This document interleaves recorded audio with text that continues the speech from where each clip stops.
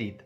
لكن خلونا بقى نتكلم كلمه بالعقل. البنك لتاني مره او لتالت مره يخفض الفايده على الحساب ده، لكن حتى بعد التخفيض اللي حصل دلوقتي انا ما زلت شايف برضو ان الفايده عليه كويسه جدا. يعني مثلا بالنسبه لجولدن بلس، اهم شريحه او اهم اول شريحتين ثلاثه من 50,000 ل 500 ومن 500 لمليون، 18.5% و20.5% برضو ما زالت كويسه، لان احنا شايفين ان اغلب البنوك بتخفض الفايده على الحسابات دلوقتي.